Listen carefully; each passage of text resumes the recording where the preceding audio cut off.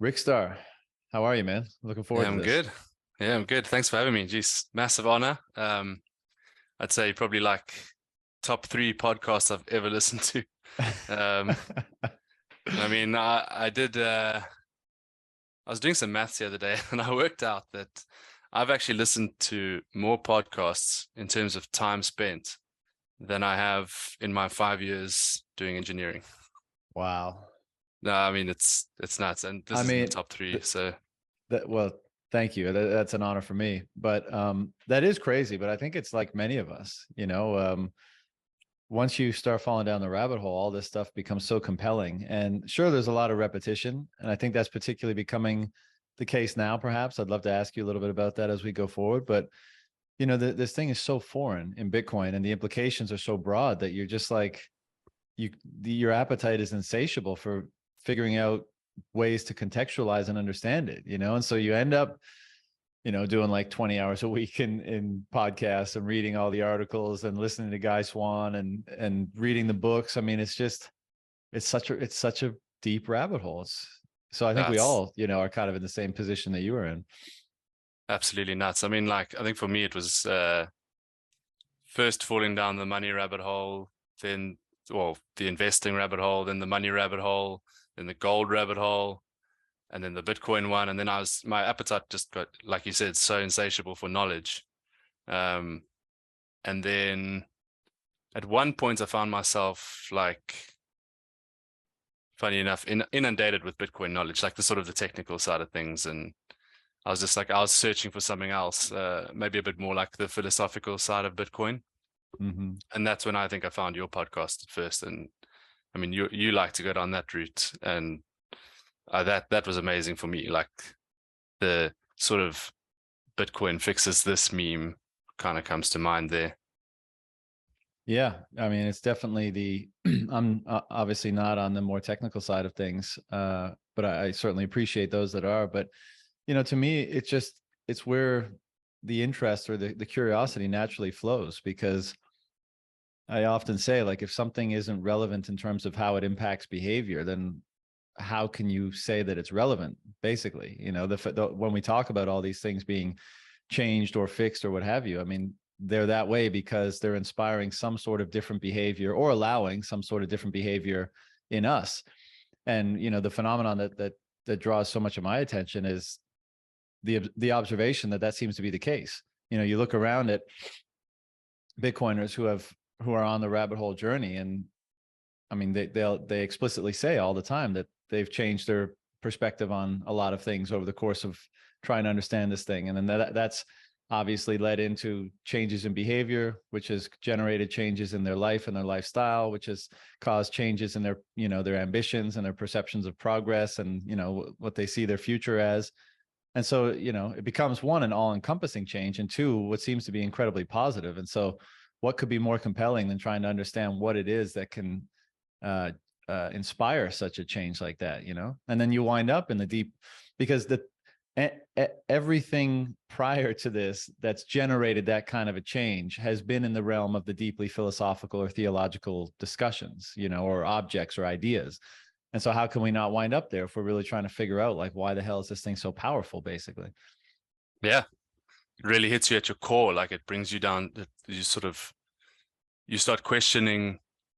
I started questioning myself on everything. Like I mean, like everyone says that come on here, like they've all gone through such immense changes. I mean, I can't even describe myself 4 years ago. It Well, would be the complete give it a opposite. whirl. I'd be interested, because we talk about that fiat self, right? And again, like, there's this Yeah, clear, I mean, the demarcation point may not be clear because it's a gradual, albeit intense progress. But at this point, many people can look back and say, there was the fiat version of me, and there was the Bitcoin or liberated, or however you want to characterize it, rabbit hole version of me, and they're distinctly different. And that in itself is a very kind of bizarre phenomenon, but it's so consistent, and it's so consistently positive that I think it's deserving of attention. So I mean, I don't want you to share stuff that you're not comfortable sharing, but like, what was kind of your journey of immolating the fiat self and being reborn into Bitcoin, as it were?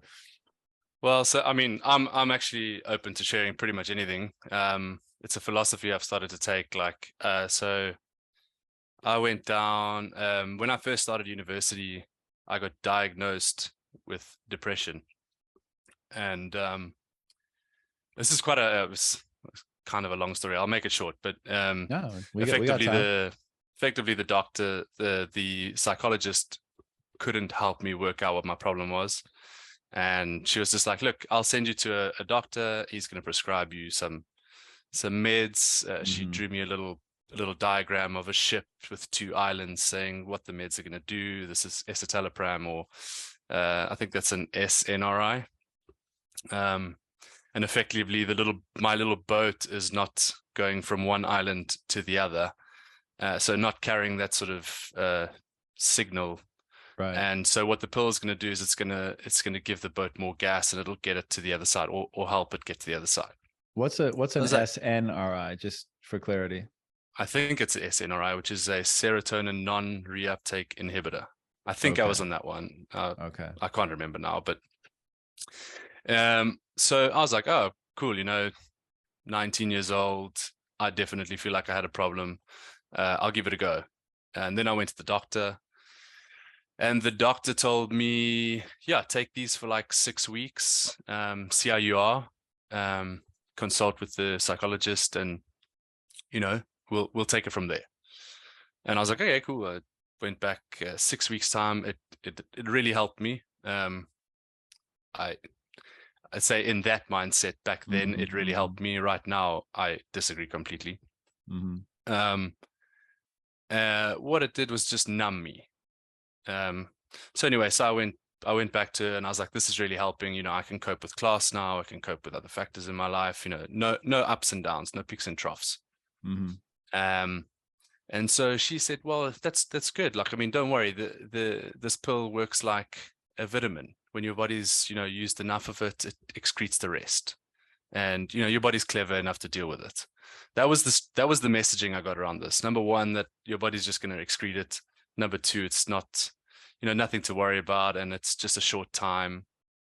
Little You did I won't know. develop a dependency, etc. That's where I'm getting to. Right. So little did I know this was going to have, it's honestly been the hardest thing I've ever had to do, was to kick that drug. And I took it for 6 years, because every single time I tried to come off of it, I went cold turkey. The doctor didn't tell me that I had to wean myself off this drug. I had no idea. I mean, no clue what was going on. So every time I came off, I had these like incredibly dark thoughts and dark behaviors and things. And every now and then I'd check myself, and I'd be like, what am I saying that for? And I didn't realize that this was the profound effects that these drugs had on my brain. They change you when you come off of it. And so, or who's saying that? There's another valid question. Like, what is that voice yeah, saying all that fucked up shit? That's not me. That's I not don't me. identify with that. No, and so eventually, I mean, this 6 years down the line, I after trying to come off 3 times, one whilst crossing the ocean, the Atlantic Ocean, that was horrendous. Yeah, in a boat, in a 80-foot sail yacht. Wow. Yeah, that was pretty bad. And then, yeah, I read a book. Who was it? I can't remember who it was by, but it was like the sort of effects of antidepressants and how to come off of them. And I read all of this, and it completely blew my mind at how much this doctor didn't tell me. And then if you go and watch Dope Sick, I don't know if you've seen Dope Sick. No. Man, it puts the opioid pandemic into, or not pandemic, that epidemic, right. Into, like, it really shows you what's going on there in America. And that for me just showed me how the doctors get effectively lobbied. I mean, they go to conferences, and everything's paid for, and at the conference all these sales reps tell them this is how the drug works, and don't worry about it, like do this. Like the opioid one is pretty bad, because they lied to the doctors. They told them, don't worry, the you know, this will help for the pain. If they experience more pain, it's probably breakthrough pain, so you double their prescription, and it's just the most addictive thing in the world. Like it's crazy. So, You know, and that there's just one comment on it. That was one thing during the pandemic that, you know, this clever use of language. So in that case, breakthrough pain, right? Which really means it ain't working. And during exactly, the pandemic, we had these breakthrough infections, and they were, you know, basically super common. Like, you know, everyone, the vaccine obviously didn't stop you from becoming infected, but they use this term breakthrough to suggest that it's unusual, or that it's like, you know, it's not supposed to happen, or it's not, you shouldn't expect it to happen. And it's not, breakthrough is usually used in a positive light. So it doesn't convey a sense of like not working or malfunction. It convey like it's both vague and suggests infrequency, when the fact is it's a sign of malfunction and it's incredibly frequent. But this is, you know, obviously just one example of how the language is so perverted that allow, you know, intentionally, basically. But anyways, yeah, go on. intentionally, I think, yeah. So anyway, so that basically drew me back, and I've had a lot of reflection on it, and I actually don't blame the doctor or the psychologist for that, because I mean, if you think about it, like we're so, I don't know, I think we're sick as a So much civilization. conspires against us, you know, in every domain: media, Everything, medical, financial, everything, everything. everything. So Bitcoin lens on, everything is a Yeah, scam around me. Like it's nuts. exactly. Like, um, Well, but let's, so I I don't, mean, yeah, let's pick it apart, because I think it's useful to do so, or at least pick it apart a little bit. I mean, first of all, as you say, the pharmaceutical companies have a tremendous amount of wealth, and part of that is because of the regulatory capture and the jacking up of prices and the monopolies and all that kind of stuff. So then they have the wealth to wine and dine and schmooze all the doctors, right? and And make so the that, rules. right, exactly, and set the treatment This protocols, right? exactly. So it's like, for this illness, this is the medicine, and it creates an entire aura that's what medicine is. Or sorry, I shouldn't say medicine, that's the drug. So for this Yeah, condition, yeah, that's the drug, and that becomes the paradigm of medicine. And then they wine and dine the doctors, and everyone looks above board, and everyone's nice and normal person, and so it normalizes everything. And then the doctors have a standard of care, effectively, that emerges around that. And so above anything else, what that provides them cover, basically, you know, because doctors are very apprehensive about stepping outside of the lane, because they know, you know, someone could sue them, and if they're being sued because they stepped outside of the normal lane of things, then they're going to have a big problem on their hands. But if they just stayed in the normal lane, then, you know, they have a very viable defense to, you know, to push back against those things. So you have all those things conspiring to have the doctors kind of diagnose and prescribe in a certain way.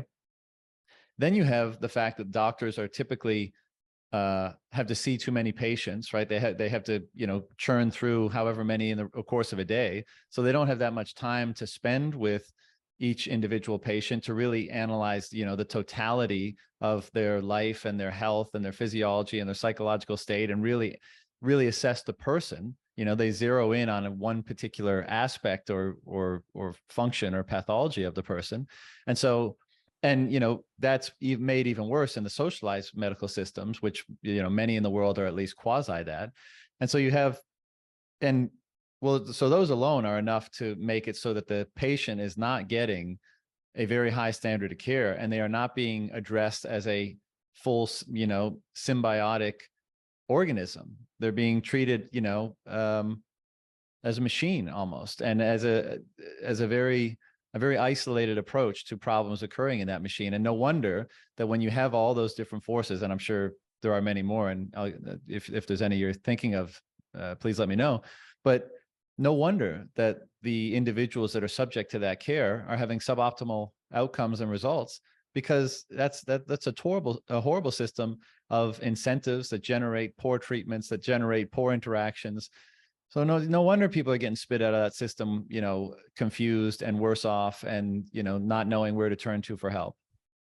and worse off by design, because I think then you come back into the system looking for another cure, and the system, or the pharmaceutical system, feeds on you once more. So it's almost like an exponential income for them, make you sick in the beginning, cure your, and like you were saying, so I think doctors fix the symptoms, like you said, treat you like a machine.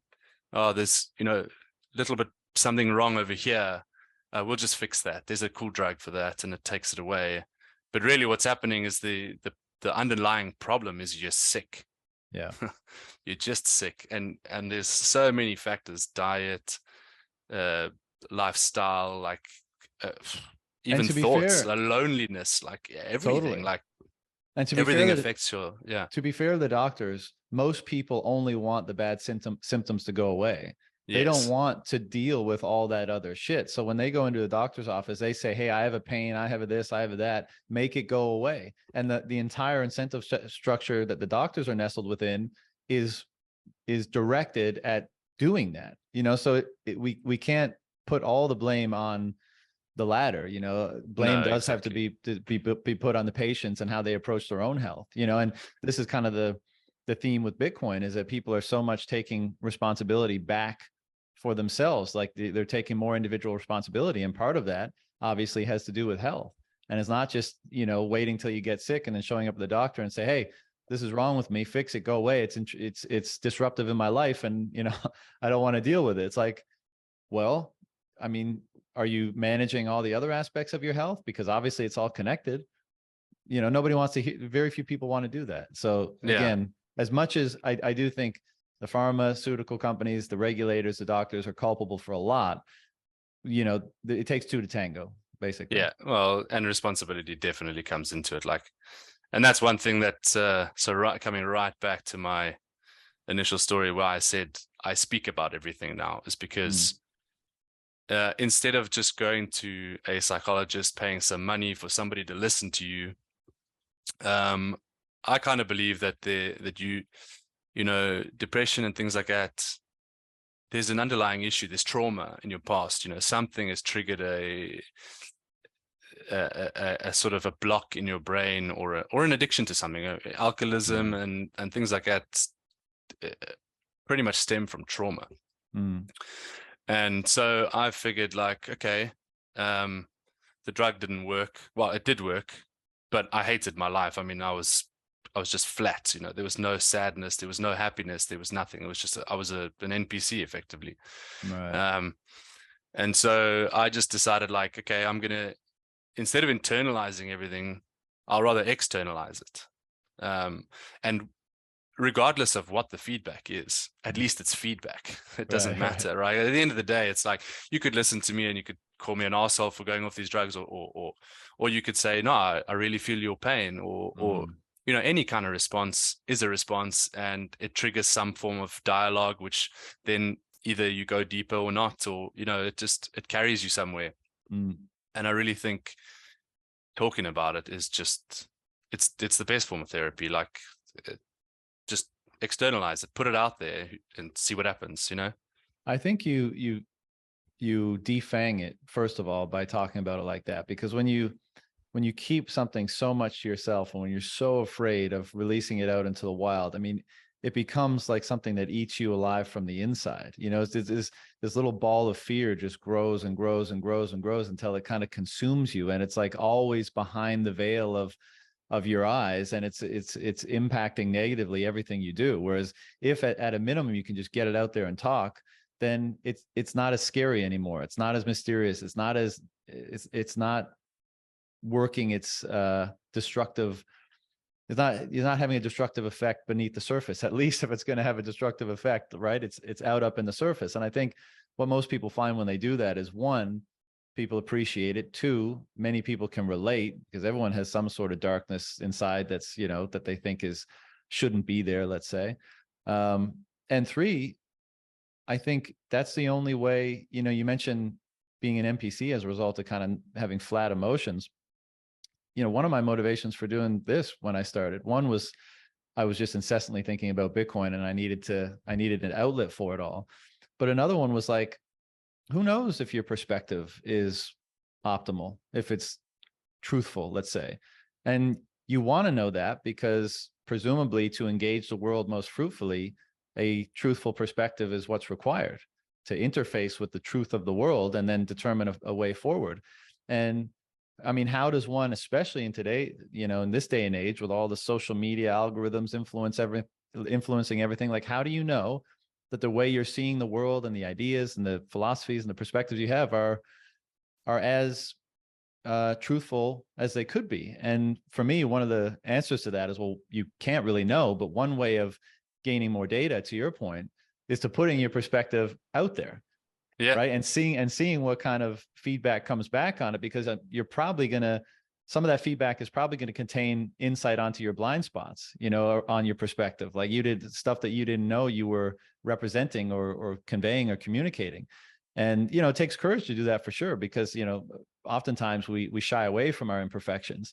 But I think if you have a reverence for truth, you're going to engage in the things that bring more well, yeah, but bring more of it to you, or at least give you the opportunity to bring more of it into your life. And yeah, having these types of public discourses, I think, are a very powerful way of doing that. Yeah, 100%. I mean, also something I'm thinking about recently, or at least over the last few months, is and I say it a lot, is to myself, is checking my bias. And like you said, having these, public debates and things like that is the best way to check your bias. Go up, argue. Like I love debating. I love arguing. And I'm not afraid to be wrong.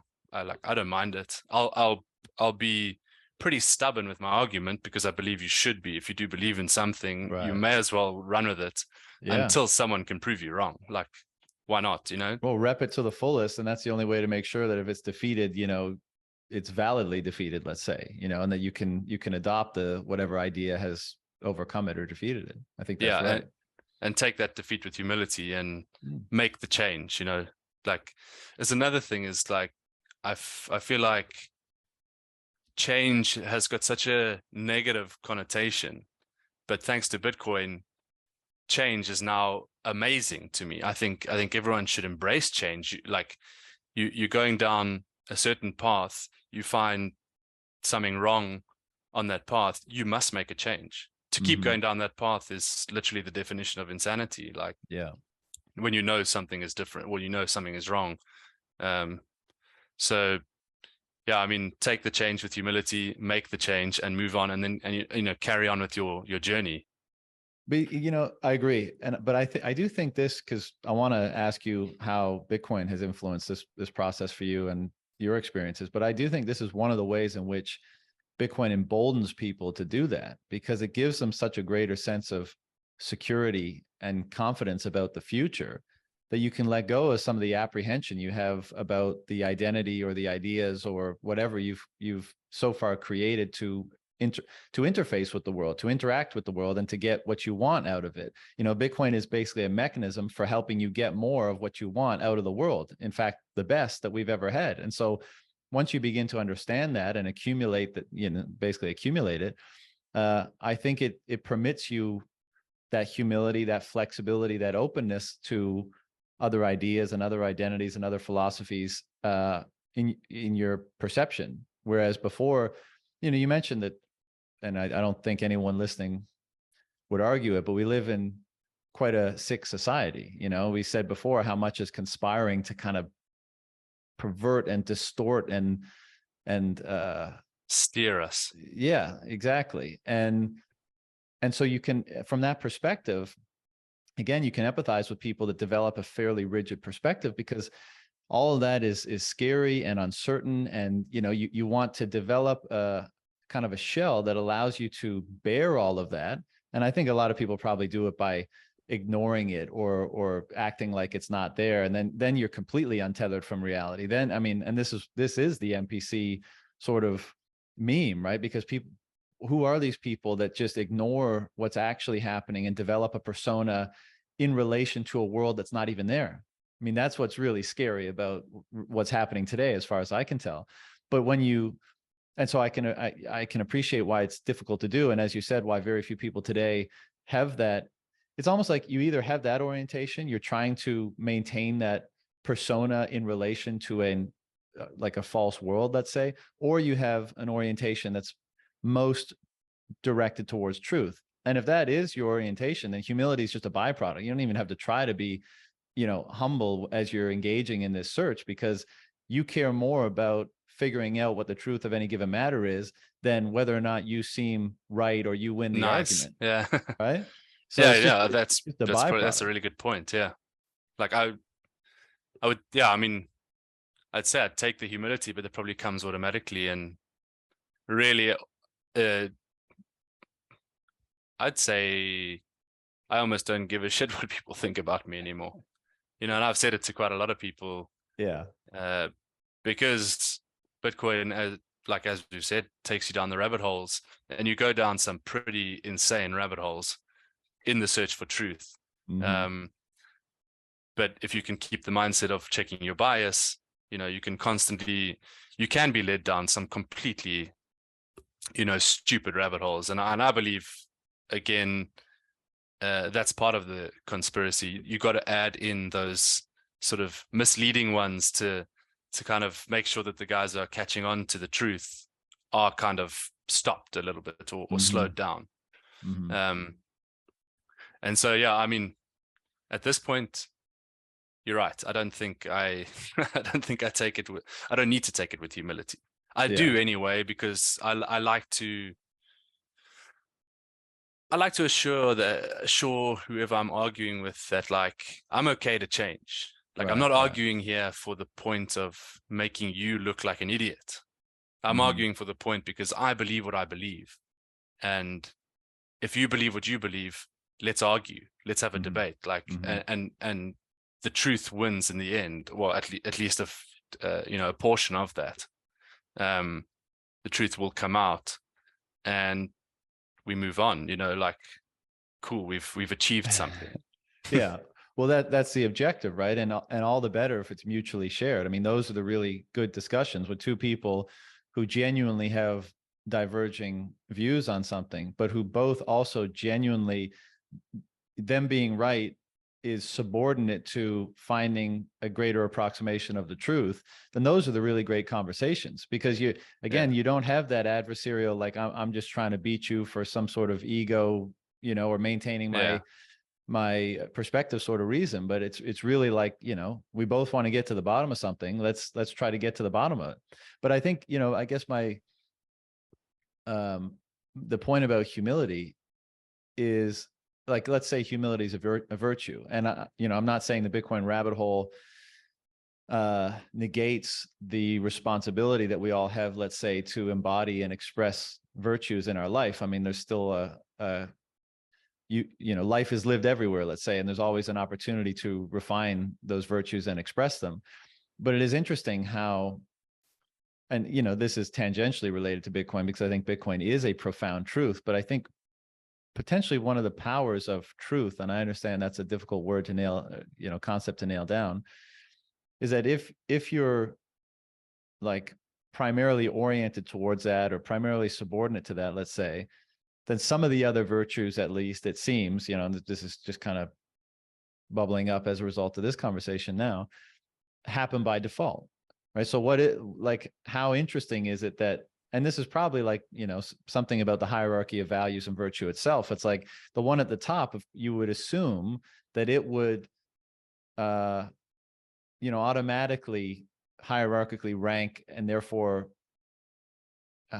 inspire the behavior that's in alignment with them, or something like that. I'm butchering this a little bit, but you get what I'm saying? No, Like, but I get what you're saying. if you're really seeking the truth, then the virtue that is humility will be automatically a part of your behavior, if it is genuine, if that orientation is genuine.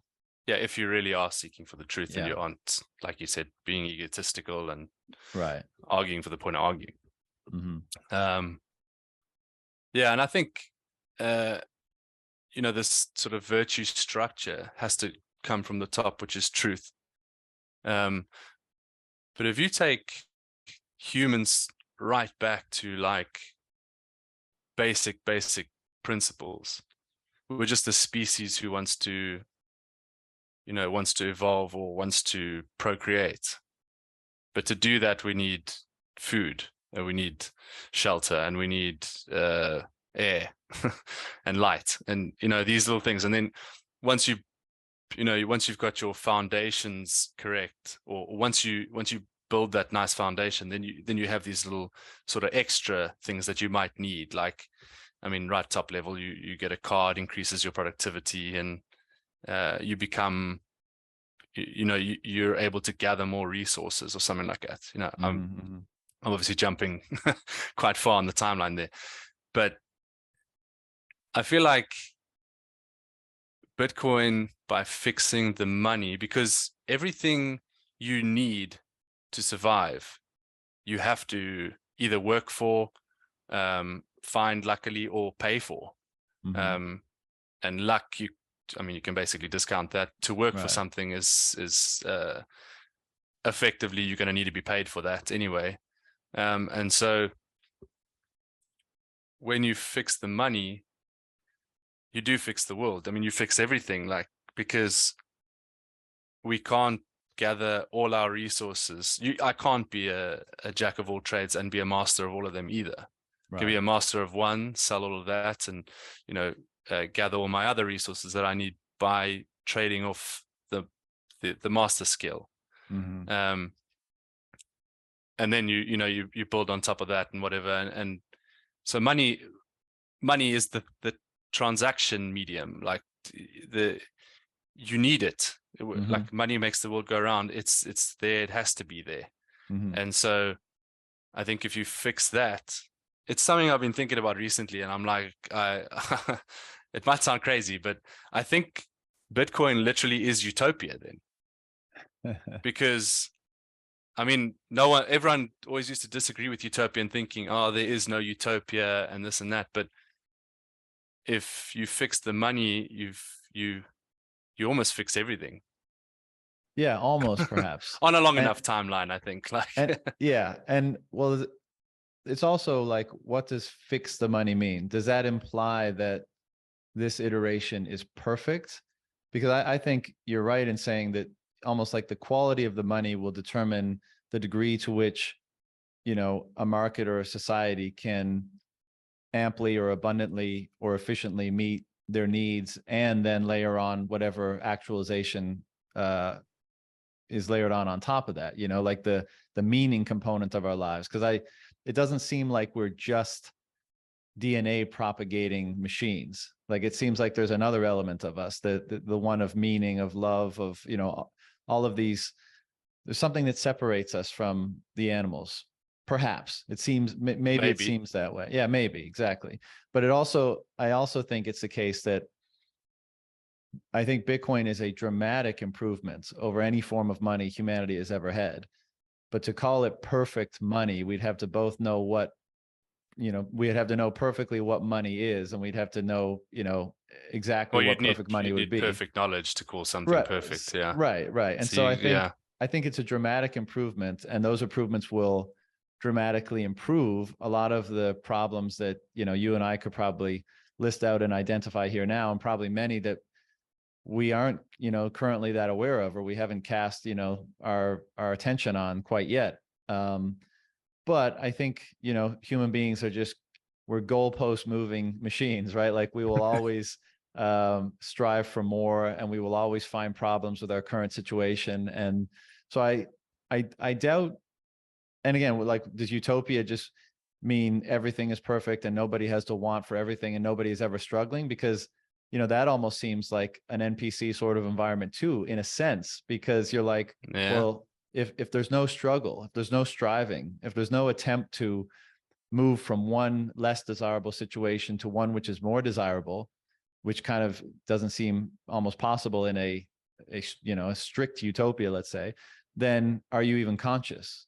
Do you not need the polarity of good and bad, of striving and achieving, of light and dark, all that kind of stuff for consciousness and free choice to emerge? Who knows? But it seems kind of likely to me. So my opinion is that we won't have a utopia in the strictest sense of the definition, but I think so many of the really deep problems that so few people recognize in the world today, which do ultimately lead back to how we communicate and store value with one another, will be dramatically improved as a result of Bitcoin becoming the global monetary standard, or out competing all the other potential monies out there. So, But I'd say also maybe one way to push back maybe a little bit is that sure. Utopia is probably relative as well, and personal. Yeah, Which I then guess I think would it's, change what the do you whole mean by NPC utopia? narrative. Yeah. Exactly. So what do I mean by it, and what do you mean by it? My utopia would be, geez, I mean, I haven't thought that far into it, but like, yeah, maybe doing something I love, something that doesn't make me feel like I'm going to work, but getting paid for that and earning value so that I can spend my value elsewhere. It's a place where I'm consuming everything I need that makes me the healthiest version of myself. It's a place where I'm allowed to express anything I want, and get good constructive criticism back, but not be like locked up for it, or or it's like, or just the ability to be playing golf every day or something, something like that, like, which is super personal, but Right. it might be different for you. Right. Well, if you're saying that, the freedom to live the life that you choose and pursue meaning and pursue responsibility and pursue health and pursue loving relationships without any other impedance than your own struggle with yourself, let's say, and the struggle with the natural world. And I mean, there's always going to be friction, no matter what domain, even socially. But if the optimize for all those things, if you're calling that utopia, then sure, maybe we'll get something akin to that. I was more thinking of a theoretical utopia where basically Everything is perfect. everything is perfect. Yeah, Yeah, exactly. Yeah, which yeah, you can't it have ain't that. never gonna happen. Yeah. No. All right, so just back to the timeline, because I'm interested in kind of filling out the rest of the story. But you were having this experience and you were coming off of the drugs, and was Bitcoin a part of that story, or did that come after that process had already Yeah, been not yet. I completed? think that was the sort of the process that kicked me out of my NPC version. Bitcoin Why? hadn't Because existed at that it just point showed yet. you that you can't trust the institutions, and you can't trust Exactly. I people lost outside some of yourself. trust. Yeah. Right, right, Whereas I used to trust everything. right. Go Doctor along with knows like what's best. doctor knows Government, what's best, government. mm, Everyone knows what's best. They're trained in that. the experts. Exactly, the experts. And so yeah, so I went down and then realized like, okay, I need to change something. And luckily, well, maybe not luckily, it could have come sooner, but if I had found psilocybin sooner, it probably would have helped me more. Because that really helped me open my mind, tame the ego, showed me that, maybe things aren't what they seem. But the very profound effects with psilocybin was that it helped me kick the addiction easier. Mm, Because the thing is, even though I came off of it, I had withdrawal symptoms for probably like 2 years.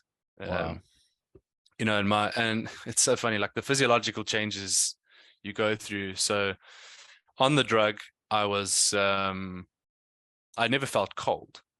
So I work on boats or yachts, and we go to shipyards every now and then, and usually that's done in the winter time, and most of my winters were spent in the south of France, where you have Nice. the Mistral coming through, which brings extremely cold polar weather.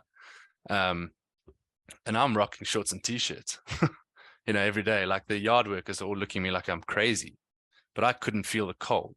And obviously when it got hot, I got super hot, like just sweat profusely. Like I couldn't handle the heat. And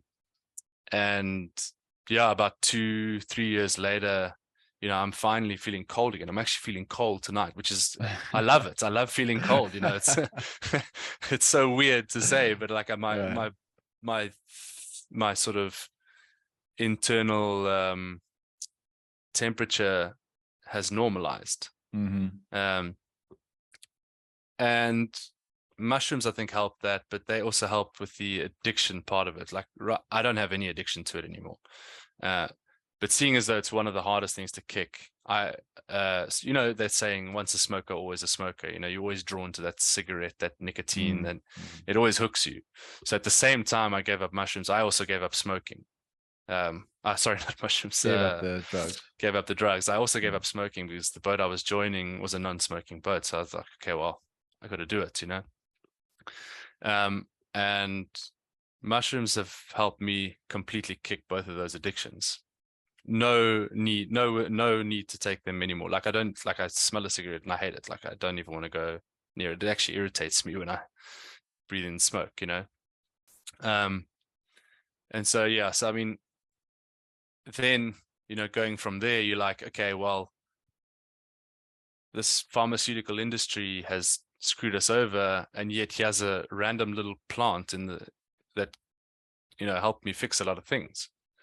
And that sort of got things turning. And then I kind of went into, geez, I needed to learn how to invest now, because I had this expendable cash that's just sitting in a bank account eroding away. Like, literally, it was the start of when I think banks were first starting to introduce negative interest rates, and I had no idea what that meant. Like, I had no financial literacy whatsoever. And so I just thought, okay, well, I need to invest in something. And so I lived in South Africa at the time. My dad's he's a retired mining engineer now. And so the influence there was gold, because he was in gold mines most of his life. Right. And so I invested heavily in gold stocks. Didn't really know what I was doing. I just put them in there. Some went up, some went down, but I had skin in the game. And so that kind of forced me to research why I'm investing in these companies. And, okay, because they produce gold. Well, what's gold? Like, why is that so cool? Or why is that so amazing? Why is it so sought after? And then I went down, well, okay, gold was, money for thousands of years. It's this, it's hard to mine, hard to inflate. And then I don't actually know how I came across Bitcoin. But it was that sort of time. And I didn't actually see Bitcoin at the time as this gold replacement, because I was a gold bug for sure after learning about that, learning about the Fed, learning how money's printed, and basically that money is a scam, but gold must be money. It should be money. I then just took a punt at Bitcoin, and I was like on Polony X back in those days, like right. One of those exchanges where they still had the chat open on the side as well. So everyone was just chatting and saying, oh, this one's going to spike next, and this one. And so you'd move the Bitcoin into that shitcoin and just try to grow it. Like, it was crazy. I had no idea. So anyways, I went, I kind of traded that stuff to try and learn trading, because I felt like I was good at it. Which no one is. I think you're lying to. There's very few good traders. Seems so easy. And yeah, it really seems gone. easy. Yeah. And it's gone. Yeah, so I then then it became the shitcoin casino of 2018 as well, the ICOs and all of that. And I thought I was making all this money, and the Bitcoin Cash thing, which that one was more amazing than Bitcoin, and Ethereum is going to flip in Bitcoin, and just all of that. I got caught up in all of that. Right. And eventually after that, something clicked and something changed. Like my pursuing of truth or pursuing of knowledge led me down to believe that maybe Bitcoin being the only, I hate to say it, but crypto at the time was the only one with no CEO or no management team or anything like that. And so I just realized, oh, hang on, I've been wrong about all of this stuff. Like, what are those? I don't even remember those coins. Like, they're going to fix this, or there was like something was going to fix uh, the sort of storage of files. Store J was going to fix storing Right. files on the internet, like just a lot of shit. And yeah, then I really got deep into Bitcoin, and that was like an amazing eye opening for me.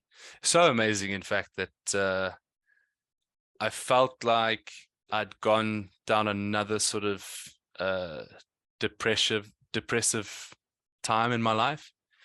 It's weird. It's like it's Because of that, because of kind of realizing. like because of that, yeah. Because uh, it was kind of like I've just realized what a scam Right. everything else is, and I've been taking part in it. And it's kind of maybe like depression because of guilt, or because like Mm-hmm. what an idiot for believing this crap. But then I think probably depression because of a realization, and it's a very, very profound change that I went through. Um, like, I mean, yeah, Bitcoin literally changes you, and I think that just the physical, or the sort of psychological change you go through is a lot to handle. Mm. And I think maybe that was the sort of depressive angle to that. Yeah. It's just a What? lot to handle. And then that Sure. spurred on the thirst for knowledge, and which was quite cool, because then that brings you out of it again, and you're like, okay, no, I was right, and I'm comfortable with what I'm doing now. And then you feel at ease again. It's maybe Right. more anxiety was the word, not depression. Yeah. Well, I mean, once the kind of the penny drops, I mean, that's when the journey begins. And I can appreciate, for me, like I was, like you, was a gold bug and had familiarized myself with the problems of the world for many years prior to that. And so when the penny really dropped for Bitcoin, it was kind of nothing but uh, inspiring and hopefulness, and just really like invigorating. It's like boom, like a light bulb goes off, and you just gotta. I mean, there's so much to do now. There's so much to Yeah, learn. and There's you so can't much not to run with look it. forward to. Right, exactly. It But just I do carries think you. it, like in your case and in all our cases, and I think that maybe the only difference is kind of like the timeline it happens, or the intensity, or something like that. But I mean, we said at the beginning that kind of delineating between the fiat self and the Bitcoin self. And I think, that moment that you just described probably is the Phoenix moment, right? Like Yeah, you realize the truth, or you see the light, you're kind of destroyed by it. At least your old self, or an aspect of yourself, is destroyed by it. And what emerges from that, either spontaneously or due to hard work and dedication and learning and stuff, is that Phoenix, which is representative of, the new version of yourself, more imbued with truth and hope and freedom and those sorts of things. And again, like if anyone listening to this is going to be, they're not, it's not going to be a surprise I'm using that kind of language, but I do think that's why narrative and myth and story, like those are the stories that resonate with us, because they are very much how these things occur in our life in a narrative form. If we want to narrativize the Bitcoin rabbit hole journey, or the one that you just articulated, it kind of mechanically fits that narrative, right? And I think it does that because not only is it true, but it's deeply, deeply, deeply meaningful when it's genuine. And that seems to be what so many of us are finding out, just how genuine and or how meaningful and how valuable it is when it occurs. Um, yeah, sorry. So go on. no, that's cool. Yeah, so I mean, and then it drags you, and you literally can't let go anymore. Right. Uh, like it's quite weird. Like, I mean, you do all the research, you do all the understanding, and then you find another aspect to it, the sort of philosophical side of things. And you know, I've now maybe, like, as an old maths teacher once told me, once you're bored of the subject, you know your work. And so I've always Mm. used that throughout my life. Like, once I get bored of something, I think I have a good understanding. I wouldn't say a perfect understanding, Right, because right. no one has a perfect understanding, but a good enough understanding that I'm now comfortable with that position. And so I like, what's next is this, you know, you understand Bitcoin, you understand the philosophical side of it, and how it helps people change themselves. And the next step surely is using yourself to change the world. Like, and one person might not be able to do it, but luckily everyone's going through the same path that I am. And, you know, eventually we all come to a synchronized truth. And from there, surely it's easy to change the world when everyone's taking part in the same goal. And I feel like that, for me, that's how I understand Bitcoin. It's literally this drive to want, but maybe that's because I'm an engineer. Like I want to fix, like I love just fixing stuff, no matter what it is. If it's, What you know, kind of engineer are you? physiological, mechanical engineer. Yeah. So it's just this drive to want to fix things. And I think that's got to be the next step. And that's probably where, you know, Bitcoin leads us all, is, or is it by default? You know, is Bitcoin fixing us and therefore everything else? Or are we putting in the work to fix things because we understood Bitcoin? Right. Well, like so many things, I suspect there's somewhat of a paradoxical circularity where you're not really sure which is cause and which is effect. Maybe it's just a matter of subjective position in the process, you know. But of course, I agree with you. And you know, you're talking about those days, you know, being on Poloniex and you know the new shitcoin and watching all the charts so closely and all the emotions that are tied up in that. And isn't it liberating once you kind of realize the real game that's at play here, to not have to be drawn in with your attention, with your emotion, obviously with your capital, into any of that stuff. I mean, everything seems to just become so much more clear. Focus seems to be so much more natural. You know, all that noise just drifts away, and you kind of think back like, oh my God, I can't believe how wrapped up I was in all that stuff and how much time I devoted to it. And now, as you say, like now, as the real like focus emerges, and as the real, you know, game becomes clear, and as the knowledge expands and expands and expands, like then you're just confronted with the, well, one, the simple proposition is create value, contribute, and accrue value, and figure out how to put yourself in a better position to do that through your own personal refinement, of course, and then figure out where, which companies and what areas and what industries, what projects you can uniquely plug that into to provide and accrue value. And, you know, it all becomes so simple. You know, it's like that bell curve meme where we're just back to being like work and receive reward, you know, like just like our caveman ancestors, you know, and there was all this noise and you know, complicated bullshit in between. But now we're being brought back to just a very simple calculation. And I think among other things, what that's doing is it is freeing us up to think about what is our unique value. You know, first of all, you know, what do we want to pursue? What are we good at? How do we want to, you know, morph or change or refine ourselves into, like, what do we want to refine ourselves into such that we're able to generate more of a certain type of value, right? And I think part of the reason why there's a lot of interest in the philosophical or theological discussions around this stuff is because, you know, primary motivations, what you aspire to be, and, you know, questions like who you are and how to most beneficially change yourself to provide value is intimately wrapped up with those larger questions about what you should be striving for and what the highest values truly are. And so, you know, here we all are grappling with those kind of questions now. And so there's still much to be determined, of course. Like, as you said, we don't have perfect knowledge on any of this stuff, but it does seem that at least for the people who, you know, who have kind of the light switch has been flicked on, the noise is just, you know, things are becoming very quiet, and it's just about trying to focus in on what brings you the most meaning, where you can deploy, where you can generate the most value, and how that value, you know, can be rewarded back to you as a result of doing that. And everything else just seems increasingly unnecessary. It kind of like tames the chaos of the world. Absolutely. Absolutely. Like, I don't have to, you know, now that I'm saving in Bitcoin, I'm saving enough to, you know, I'm saving so that my kids are fine.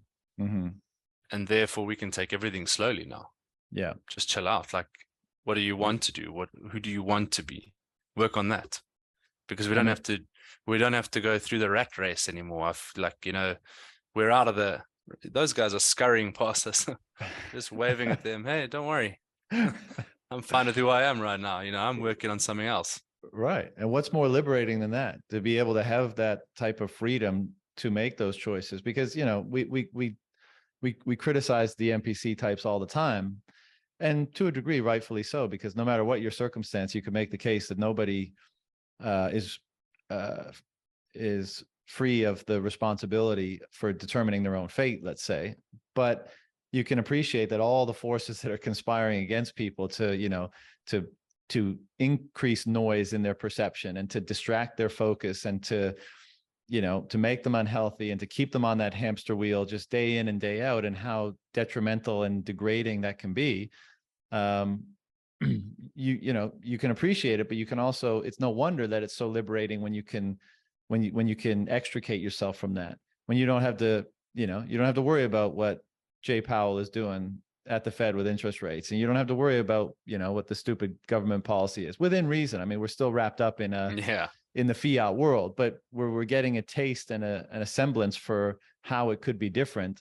And we're engaging the tools that allow us, at least as on an individual level, to do that. And of course, the punchline is if the more people that do that, the more that macro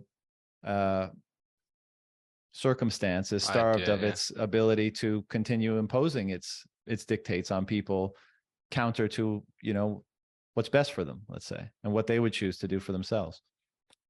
Yeah. And just I had a thought there, but it kind of escaped me now. But escaped you right in the middle of what you were saying. So again, back to the I don't want to lose the chronology of the story. So, I remember what I wanted to ask you about so I'm sure at this point you're familiar that, you're not the first one to note that coming off of drugs, alcohol, cigarettes as a result of psychedelic experiences is fairly common now. And that's super interesting. But, and also you mentioned how that kind of change your perspective on a lot of things. And those are two, I mean, I talk about psychedelics all the time, of course, but that was a big one for me in, I had a lot of this skepticism about how things worked. And I was, digging into, the corruption, broadly speaking, that exists everywhere. And then, you have an experience like that, and it just, completely blows your head off in terms of what you thought reality was and what you thought, this whole human experience was all about. I mean, it was very narrow before. And then, you have those experiences, and it just, the aperture gets blown wide open. And it does, back to this notion of truth being liberating in a sense, and truth being the thing that, most inspires you, and truth being the thing that you, as a result of the benefits that it is able to bring into your life, the thing that you most subordinate yourself to. I mean, those experiences, in my opinion, and you done the right way, in responsible way, all the disclaimers, seems like it puts you in the presence of, or generates a perspective or a type of perception or a state of consciousness that is more clear and truthful than any one that I had previously experienced. And it's a weird kind of truth as well. It's like it's a truth you can't really perceive in this environment. Right. So that's how I feel. Like it's so above us. Yeah. It's not like, the table's in front of me, that kind of truth, but it's something deeper. Like there's a felt sense of something that's far more fundamental than what you're used to experiencing as a cut-off, subjective individual in the world. And you have these kind of unifying, it feels very unifying at times, and it feels very connecting at times, and perhaps that's part of it. But, and a lot of people will obviously just shrug that off as, being intoxicated in some way. But I think most people that have pursued these experiences properly would smirk at that, because they would, we all kind of know that it really doesn't seem like an intoxication of a, just like an alcohol intoxication. If anything, it seems like a detoxification where Yeah. it brings you further into, clarity and truth rather than away from it, as in, the alcoholic stupor, let's say. And it helps you deal with trauma, which I Yeah. think shapes your being, moving forward. I mean, who's that guy? Dr. Gabor Mate. Mm-hmm. He was on Joe Rogan and we were listening to it the other day. And he wrote a book on addiction and Yeah. trauma, and how childhood trauma sort of manifests into addiction later on in life. And so Mm-hmm. you need to go back and you need to deal with the trauma.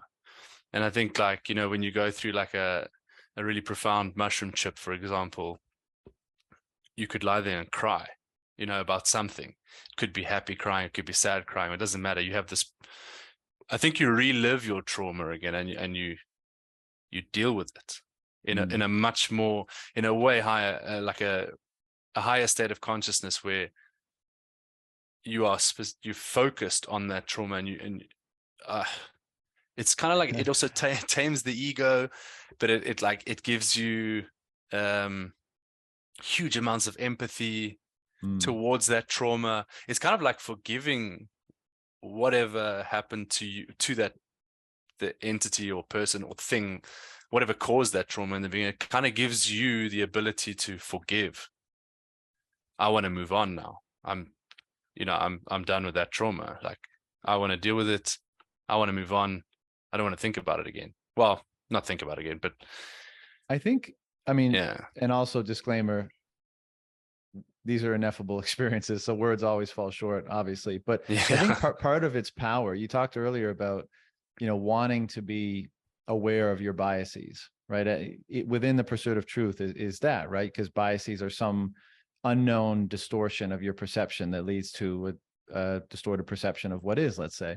And I think the psychedelic experience, one of the things, and of course it does many things, but one is it makes clear the distinction. It gives those things a separate existence, because in your normal waking consciousness, like all that latent stuff, whether it's trauma, anxiety, stress, fear, like it just clouds up our mind. We don't see it very clearly, and as a result, it's very difficult to deal with each one in isolation. But I feel like these experiences, they shift your perspective to such a degree, and possibly even show you, like, this is consciousness absent limitation, absent holding on to anything, full letting go into whatever that experience is. And these are the things that are stopping you from doing that. Here they are, ping, ping, ping, ping, ping. And Which maybe one do you want to focus on? right. And maybe Yeah. they generate like experience, memories associated with those things, or maybe they take on an archetypal or a symbolic sort of manifestation. But like, it's clear that these are the things. And then it's up to you. Like, do you have the courage to let go enough to deal with those things? Do you have the courage to confront them and have the will to transcend them, and then the courage and the determination to actually do so?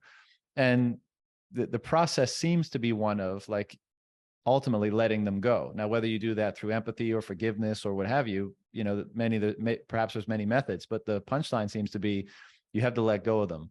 And as you do that sequentially for whatever it is that's there, that your experience of that unitive or fundamental form of consciousness seems to be enhanced every time you do that, to the point where once you've let go of it all, I think you enter that, what I think the Hindu faith might call like a nirvana type experience, something like that, where you no longer even have the capacity to differentiate your awareness from everything else, because you're no longer holding on to anything that tethers you to an individuated form. And I Yeah. know that sounds crazy to most people. I think you'll probably Yeah. get where I'm coming from, but it is, the reason why I bring it up is just to say, I think these experiences, even if it doesn't go that far, it permits an isolated and more clear confrontation with those things that have been operating in the background that might have been hard to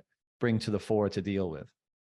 And I think it's also, it's hard to bring to the fore because the trauma is such that we, no, I'd like to kind of describe it as like we've got it's a calloused part of the brain. You know, when Right, you're right, lifting right. weights and stuff, you get your calluses on your hands, you know, to protect your hands. Mm-hmm, And I mm-hmm. think the brain does that as well. It compartmentalizes that bad memory, and it kind of Absolutely. shuts it into a little corner of the brain. Uh, So it's and hard to then access. but for good reason, because Mm. when people do access them, I believe they then fall into addiction or something, like it manifests into something else, addiction, you know, or some, you know, you could manifest into a murderer, or, you know, it could go any way. You're afraid. Yeah, you're afraid of what it's going to do to you. I think And that so, a lot of people have stuff like that. I'm afraid to confront what's down there, so I'm just going to leave it down there.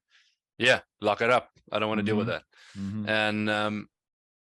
And I mean, I'd say just chemically speaking, mushrooms actually enhance neural pathways in the brain.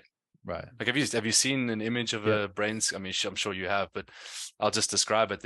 I've seen these images of two sort of rings, um, and you have all these kind of internal pathways within the rings, and one's on mushrooms and the other's not. And the Yeah. other's not has maybe got like, say, 100 different individual pathways in there, and this one's got thousands. Right. It's And just the pathways are connecting different areas of the brain. exactly. It's kind Yeah. of like, I think the pathway is probably a neural pathway, which is the firing of neurons within that pathway, and Mm-hmm. they somehow can pick that up, and measure that. And the measurement on mushrooms is thousands of times larger. So, you know, it might be that in real life we want, or like in normal life, Mm-hmm. we would like to deal with that kind of stuff.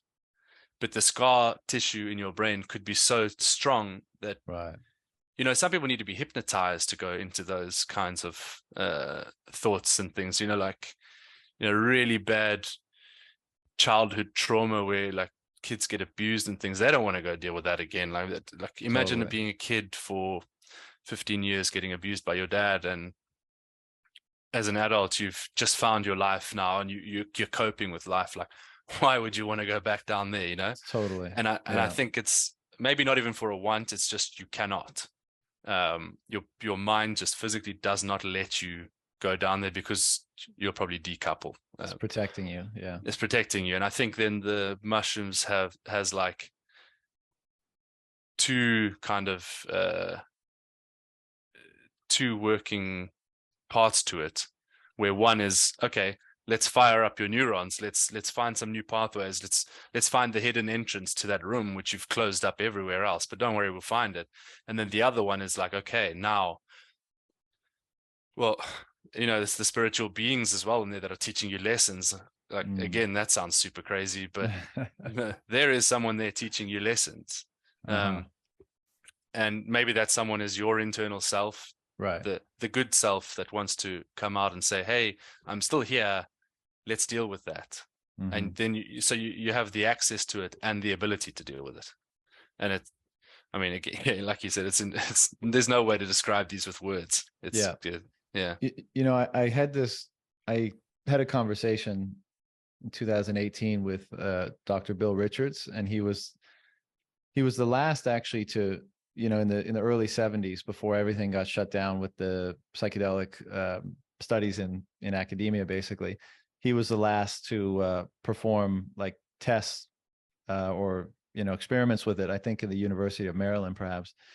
And then in 99, he and Roland Griffiths and another guy whose name escapes me, they basically were the team that, you know, got the go ahead from Johns Hopkins to start this stuff again. And Johns Hopkins and NYU and a few other places have been leading the charge since then, and it's been great. I mean, there's obviously been a psychedelic renaissance, and I know there's concerns that it's going to be either overly medicalized or overly commercialized and all that kind of stuff, but this is just part of the process. I mean, we got to get over the stigma first that these things are like dangerous drugs, and then we can, over the course of time, the truth will emerge. And I think, you know, there'll be more places and more freedom to interact with these things as people choose. But in the discussion with him, and we talked about, how spectacular the influence on drug abuse and alcoholism at resolving drug abuse and alcoholism has been for psychedelics, in particular psilocybin. He was saying, I mean, he's familiar with the studies you mentioned, and it's almost like they're not even separate, right? It's like maybe by virtue of opening up those pathways, that's part of what induces the conscious experience that you have, right? So it's like it may be difficult to decouple them. But what was interesting, what he said, and I think, again, this is not revelatory, but just was interesting to hear him say it, because he's been present for so many of these transformations and so much of this therapeutic work. He said, what's amazing is that, and so counter to the existing pharmaceutical model, is that the benefit that these people receive is not a drug effect, right? They have the drug, the so-called drug gives them access to an experience, and it's somehow something that happens in that experience that, in many cases changes them for the rest of their lives. And in many cases, like you're kind of a perfect example, because you said that, like, after the experience, like the emotional draw and even the smell and the association with cigarettes had a completely different meaning for you. Like it had an aversive effect rather than like an appealing effect. And something, I mean, and something in that experience, something that happened, an encounter, a realization, a therapeutic process of some kind, who knows, is what induced or changed that. And, we are not nowhere near to understanding really what's going on in that process, only to say that it's consistent enough to suggest that it is indeed something in that experience that is causing that effect, not, the pharmacology of a given substance, let's say, because you don't need to keep taking it. It's often, once and you're done. I mean, I don't do it as often as I'd like anyway. I mean, I've got I've got some in my freezer just waiting, but I do them at times when I want to. Yeah. It's no small thing, man. It's not a small thing. You no won't walk in do the park. mushrooms. You won't do mushrooms twice in consecutive days, because it's a hell of a brain work. Like it's draining. Yeah. It's not like a and it's I'd challenging. say I wanted to say like a party drug, but even them, like even MDMA, even it's maybe different to marijuana, but MDMA is also quite a heavy. It takes a heavy toll on your body, on your mind, and so to do 2 days in a row, it takes a lot of effort. I just find that I know what I'm going to encounter in that space, after almost 20 years of experience with it, and like even still, I mean, it's such a fundamental or truthful or challenging experience. I mean, for me, it's really like you have to go through the gauntlet once again of going down into the depths there and digging around and seeing what's there before you can access, the more blissful, let's say, aspects of the experience. And who knows what you've accumulated over the course of a year or 2 years or however long it's been. And, for me, there's always, and there's also the fact that like some stuff doesn't get resolved just by virtue of having experience. Like maybe some things do, but there's going to be other aspects of your life, even if they're purely aspirational. Like I don't feel like I'm fully meeting my potential yet. And, so that might be with you your whole life.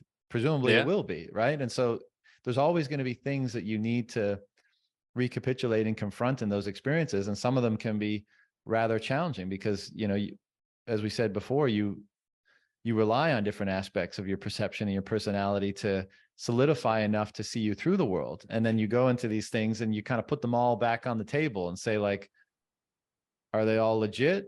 Like, and then you feel naked for the time that you do that. And then, you go through that process. So I find I take it very seriously, and I'm always nervous before them. And me too. There's never a time I'm not nervous. Yeah, exactly. You must be nervous, right? To to give it the proper respect. Yeah. And other than other than that, I mean, and other than a little, a beer every now and then, I don't, touch any drugs anymore, just because the thing I seek the most is clarity. And I find even something like weed just kind of fudges up, uh, it introduces noise into the system. I might use it strategically occasionally if I'm trying to, work on something creative or something, but, That's um, one thing I really I like about weed, is that it is a huge creative driver. mhm.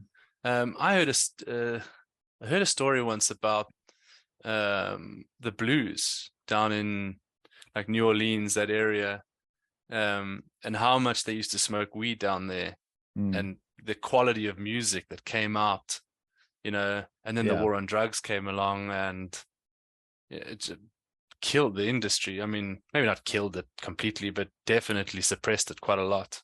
Well, it came up at least in American culture, with the jazz musicians in the 50s, right? I mean, that's where it kind of took hold initially. And that's why there was so much kind of racist rhetoric around it.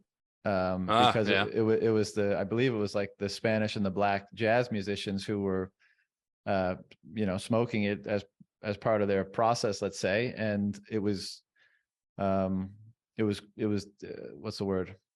Demonized as a result of that, kind of like, in conjunction with, racist, sort of, opinions and attitudes at the time. But yeah, I sometimes think demonized not as a result, but as a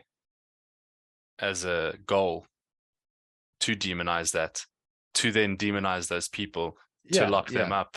Sorry, that's what I Because like meant. Yeah, yeah. like in the American prison system, it's proportionally completely messed up. Like, Yeah. and so I feel like they did it specifically to try and catch Oh, totally. I mean, those I people. think that's what the drug war. I mean, in the 60s, there was all this anti-war rhetoric, and people were very anti-establishment. And I even think this was like, documented. Like, I think Nixon started the drug war, I believe, and he Hmm. recorded his whole time in office, or at least a huge portion of it.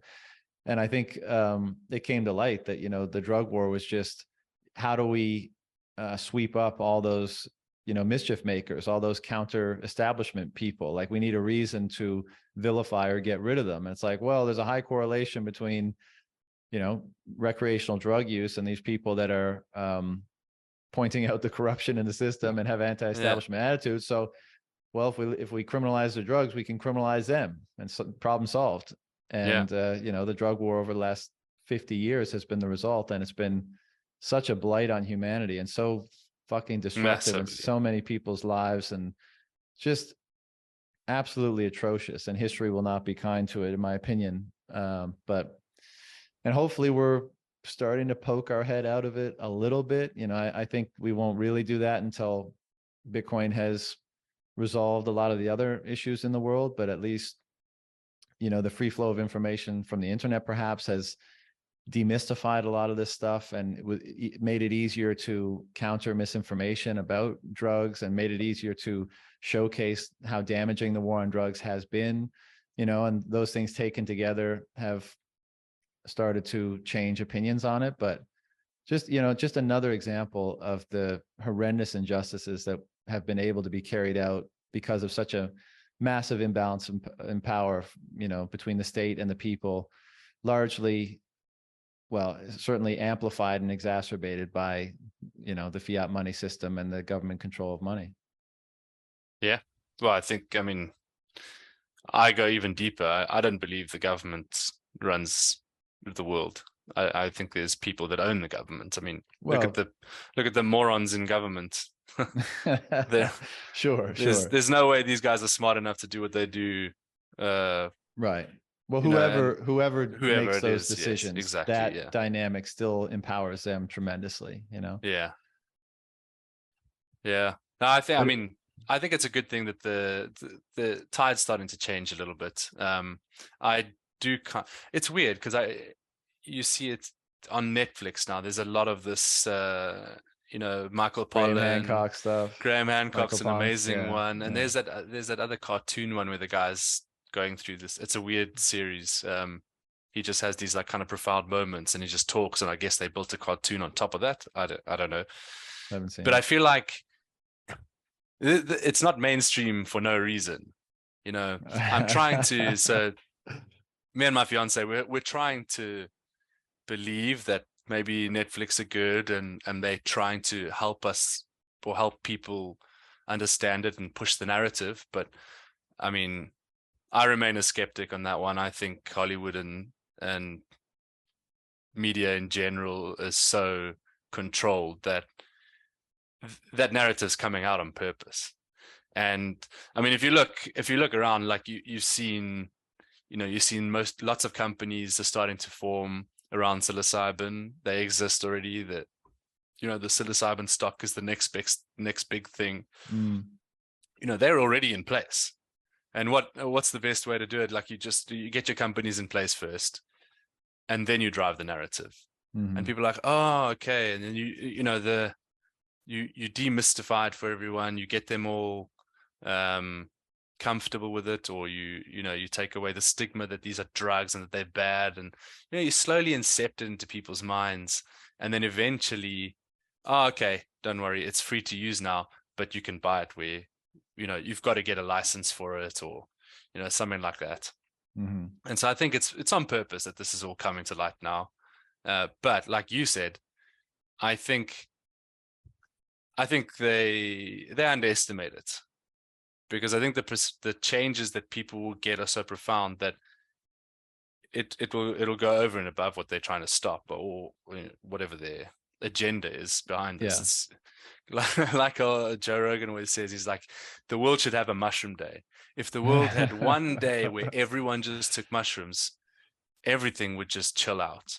Like everything, and a lot of stop, people would freak the fuck out too, though. Because a lot of people aren't ready for that shit. No. Like I know what you're saying, and I tend to think that just what we were saying about the pharmaceutical system, doctors and patients before. Everyone's got agendas. Everyone can choose either to appeal to the virtuous aspect of themselves or not. And this is inclusive of the patient, right? And I would say the virtuous approach for the patient would be to do what they can to promote health in all areas of their life. So they're not just showing up at a doctor's office and saying, I have a pain in my arm, or I have something wrong with me, I don't know what, give me a pill for it. I want it to stop. And so everyone kind of doing that, and perhaps even being incentivized to do that, or subconsciously being incentivized through the corruption and the noise in the system, generates what we have, generates the system. Like, sure, some people have more power to execute their agenda, and so they're able to push it, push it onto more people, let's say. And Hollywood may very well be one of them. I'm sure there are agendas beyond the profit motive that operate in Hollywood, and this whole like pedophilia shit is just ridiculous. Like, what crazy. The fuck is with this pedophilia stuff that's emerging everywhere? It's just like insane, right? It's normalizing us to it. Well, yeah, trying perhaps to normalize this, right, maybe to protect themselves, because they're now guilty of what they've done over there, right? And so by normalizing it, they, sorry to cut you off there. No, I actually, by normalizing it, they just obfuscating their or getting rid of the punishment that's coming. Right. And I actually heard Andrew Tate kind of share that perspective on it all, like yesterday.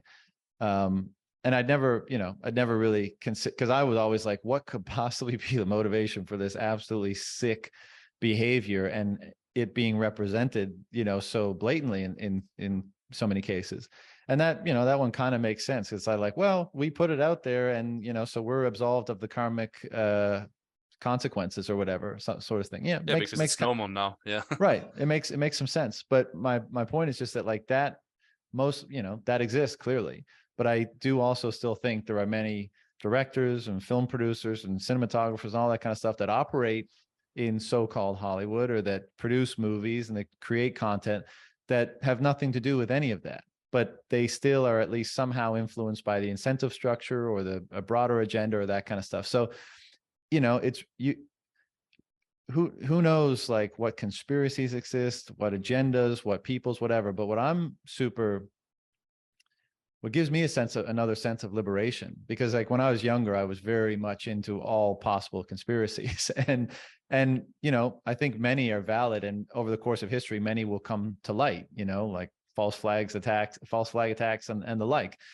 But what I love about Bitcoin, I mean, Bitcoin is many things, right? Maybe it's also Bitcoin is anti-psyop money, because you just don't have to care, like because it But allows psyops you. cost money. Right, right. But you also, so you starve them in a sense by being involved in Bitcoin as well. And that's why it's anti-psyop money, because, psyops everywhere. But how many, once you generate your own financial independence through Bitcoin, and when you start doing that, when you opt out on other levels, let's say, and you do that in other areas of your life, how much of it really influences you? And the answer is less and less. And then the question becomes, well, with all of the injustices occurring, what's the best thing you can do? It's probably to put all your effort into this thing that's allowing people to opt out, because the more people do that, the less subject they are to the madness, and the more they starve the people or institutions or organizations or whomever that are actually carrying out this crazy shit. And the more they do that, and the more they free themselves up to act virtuously and to pursue truth and meaning and value, the more they contribute to a culture who's doing the same, and the more that culture ultimately shines a light and drowns out and shames and resolves those sick fucks who are doing all that stuff, who as a result of appealing to non-virtuous aspects of themselves, or however we want to characterize evil, let's say, broadly speaking. And so I recognize that a lot of things may be at play, but I don't allow it to inject noise into my consciousness or my focus, because the punchline is still the same: amplify the solution, contribute to the solution, adopt the solution / solutions. And that's the way to do it. Not to get on Twitter and yell about fucking Balenciaga or whatever the flavor of the week thing is, because what's that going to do? Nothing.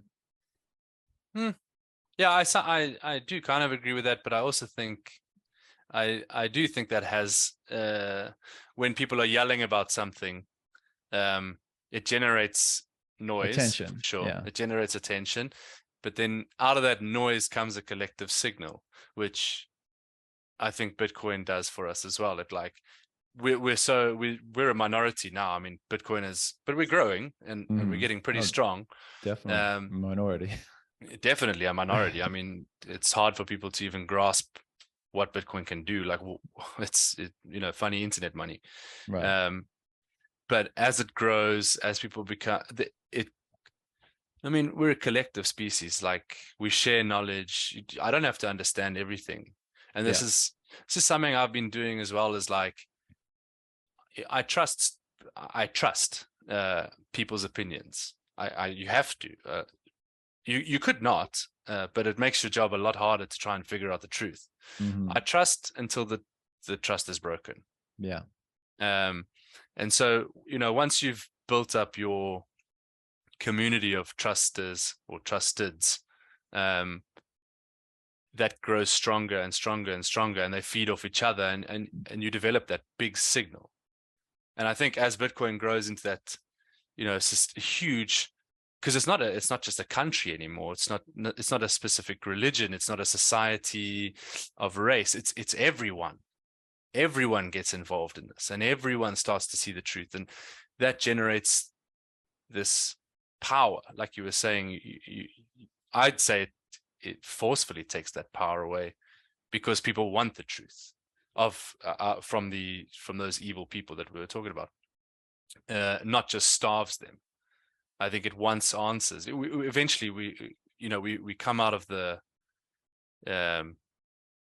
sort of trance that we're in our sick society, and we want answers now. And that's why I defend maybe I'm taking the opposite point of view on Twitter, because I am angry on Twitter. I'm sure a lot of people who follow me know, but I don't.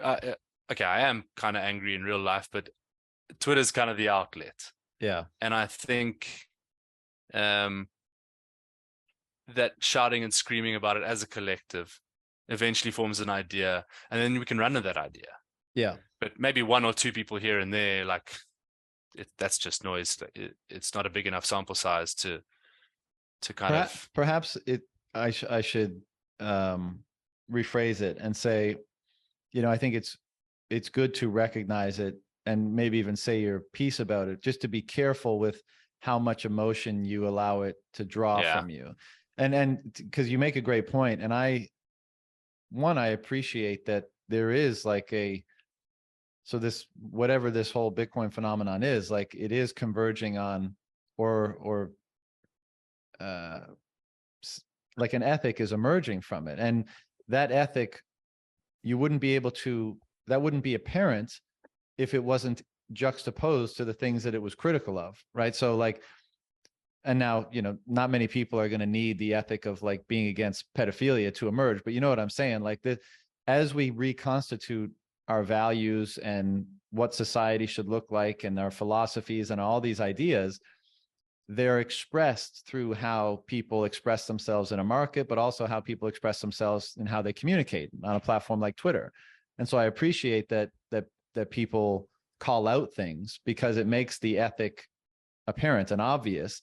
And then we, and maybe one, that's good just to be informed. It's good to see what it is. And, it's also good to debate the ethic.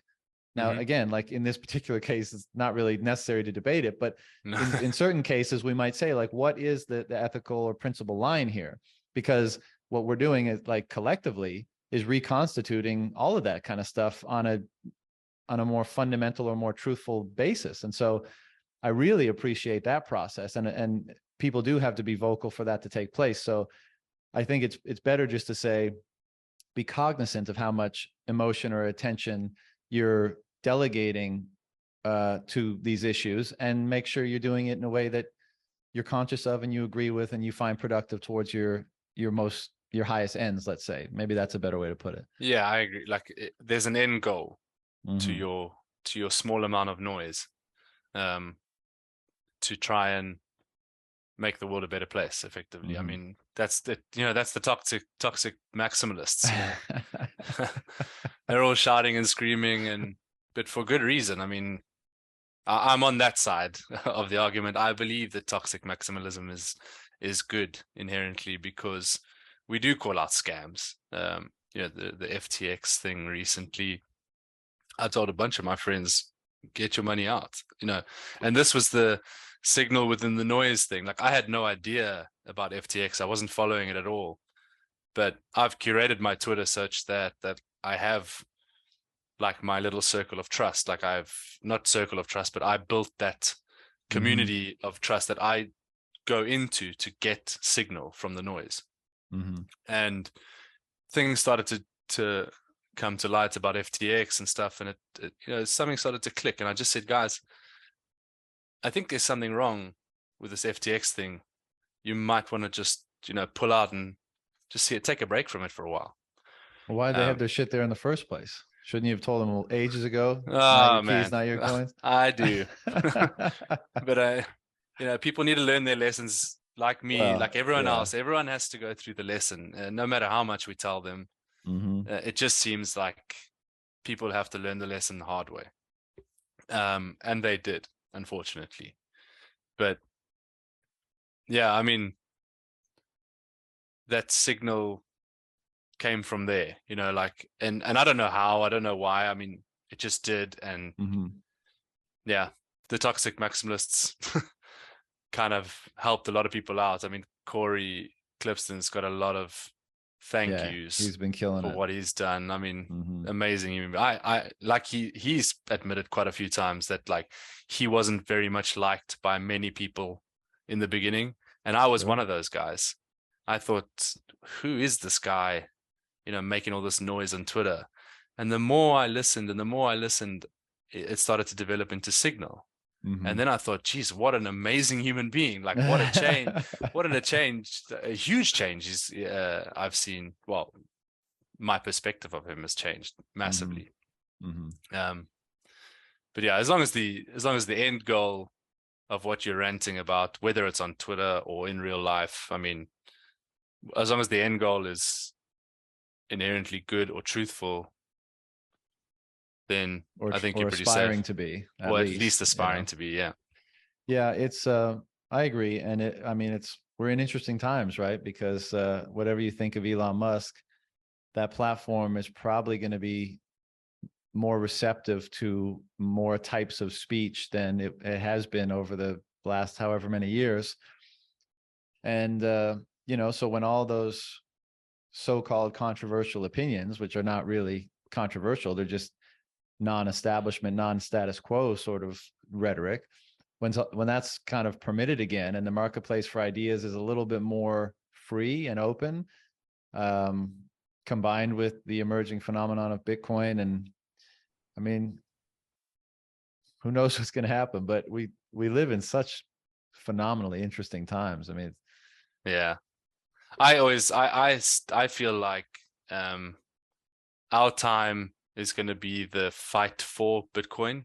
And so, and my child, my boy is going to grow up and he's going to thrive on the labor that I've put into helping fight for Bitcoin. yeah, And I think then they can come in, or that sort of generation can come in there'll be the and make Renaissance. changes again. The Renaissance, they can make changes without any impedance towards that change. Well, not any, but like a lot less impedance than what we have now. I mean, Yeah. like mushrooms, not legal everywhere. It's only legal in a really small few places. But we know that it helps, but we have to fight for that so that many people can experience it later on. I do think And that's that places a big responsibility on our shoulders, which we will probably forever fall short in relation to. But because when you say that, like the first thing that comes to my mind is like our actions and how we go about doing this. Like no one person is critically important, obviously, but the way we engage and interact and behave and approach this thing collectively will be apparent, and it'll be looked back on, and it begs the question, like, how do you want to see how you behaved or dealt with this phenomenon in this period of its existence? And this, of course, this applies to just being a person generally, but in relation to this big momentous historical event, I feel like especially those of us who are quote unquote early to it and who are in some way contributing, even if it's just being an out of the closet Bitcoiner, I think it matters, like how we go about doing this stuff, which I think a lot of people recognize, which is part of the reason there is that ethic that I referred to before. Like the reason why people even care that it's there and to have those conversations, because everyone's trying to determine an ethical way to be or act or make decisions in this era in their life in relation to this phenomenon. And so if we needed any more reason to try to hold ourselves to a higher standard, I mean, I think that's definitely one of them. Our kids and grandkids will look back and be like, thank you. well, yeah. And how did you act during this whole thing? What side of history were you on? That's the well, question that you need to answer yourself right now, I think. Right. That at a minimum, but also like, Yeah. even if you were on the right side, like, where were you at How with did virtue you? and responsibility and all the things that you did or said or supported? Like that'll, we're in the internet age now, so it's all going to be there to see. Like this video presumably will be watchable 100 years from now, and so there'll be a lot to judge us on. And so I guess the point is like, how do you want to be judged? Yeah. And that's super important for me, is like, that's one of the major changes that I went through, like not giving a damn about the rest of the world before opening my eyes to Bitcoin, like that fiat mindset of just wasteful, girls, drugs, booze, just a horrible way to live, like, but then, coming out of that and wanting to have good virtue, wanting to put my flag down and say, this is who I actually was. Notice the change. Go back into my history if you want. Go all the way back and watch my timeline change and why it changed, and then what coincided with that. I think that's what one of the, like, that's what the history books are gonna be. Like, how we all track what happened in 1971. Right. What happened in 2009. Oh, fuck yeah. I think it's going to be profoundly, like, like the new Renaissance, it will be studied for thousands of years. Yeah.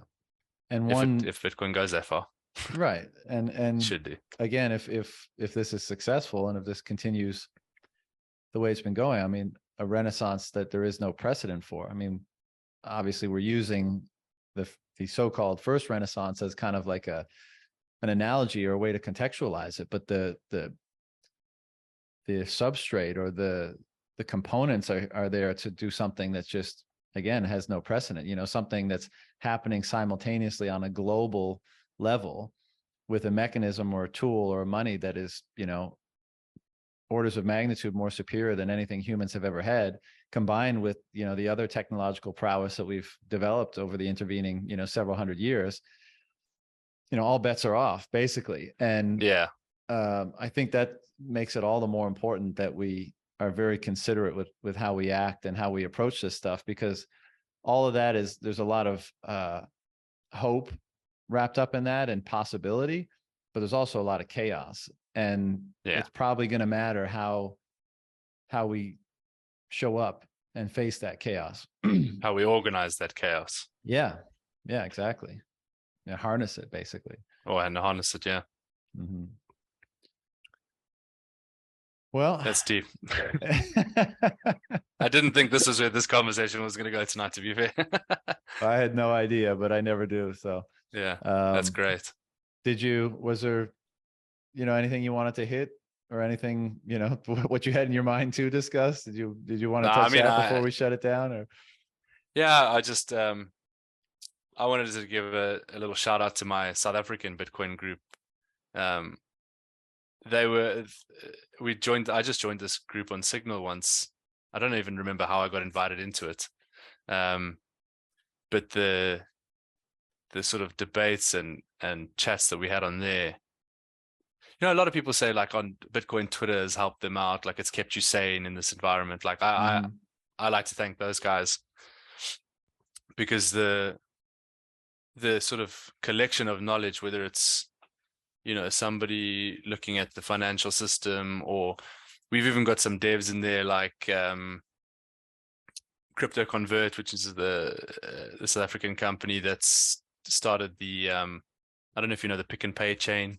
It was all over Bitcoin Twitter at one point, but Pick and Pay is just like a massive supermarket chain in South Africa. Oh, and yeah. And Crypto Convert, you know, managed to get Lightning payments to, you know, transact, or so we could transact on Lightning and buy your groceries. And then we've got other guys like Arman in Bitcoin Ikasi, you know, starting up a little circular economy in a tiny little location in Mossel Bay. You know, Bitvice starting up, which is a pure Bitcoin, no custody. You buy it, it goes straight to your wallet. Like these things all starting up, but the sort of, I don't know, it's kind of like therapy again, like that sort of sanity bubble within that insane, chaotic world. I think that's it's helped me with a lot of things as well.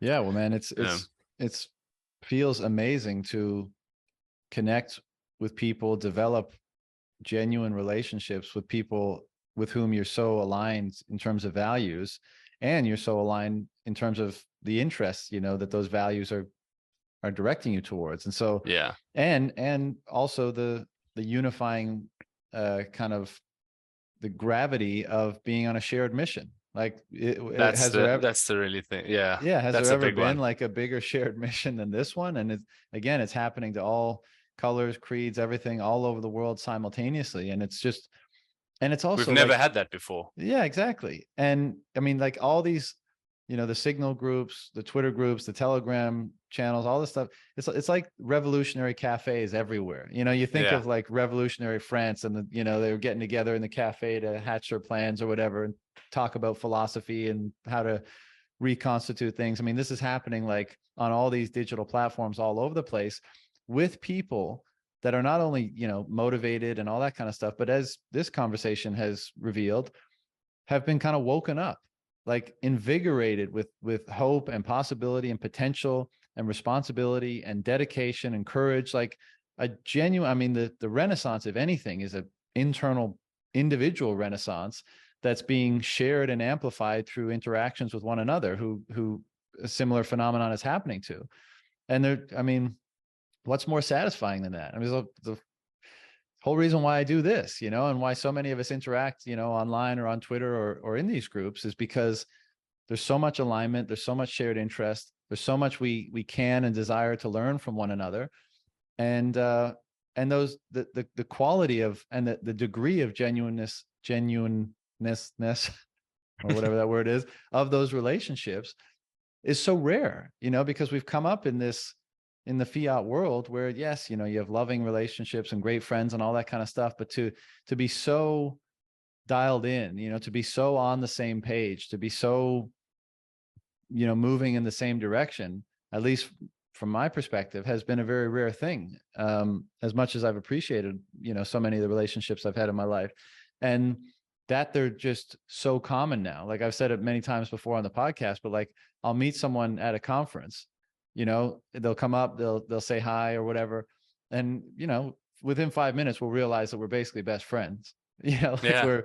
You have so much in common. I mean, yeah, exactly. And it's I mean, I'm so grateful for it, but it's just such a unique and fulfilling thing to have that happen so frequently now. Yeah. And all that taken together is just so invigorating. And as you said, like we all have our own problems, and this whole shift that we're wrapped up in, I mean, there's going to be many times where we get down and we feel like it's, you know, it's too much or whatever.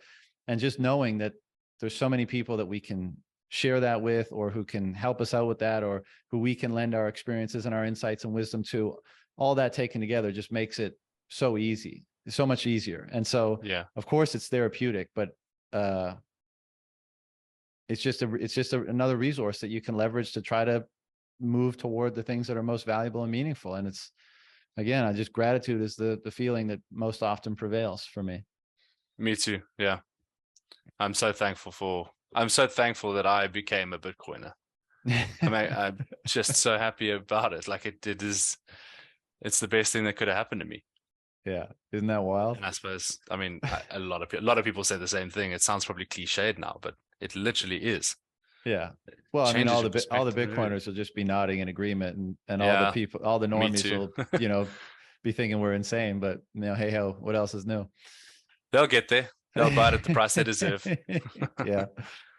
Well, look, man, this has been a, you know, super enjoyable conversation, and hopefully we get to do it in person someday, and yeah, carry on from there. So thanks for making the time today, and best of luck with everything, and we'll talk again in the future. Yeah, thank you very much for having me on. Appreciate it. All right, brother. Take care. All right. Cheers. See ya.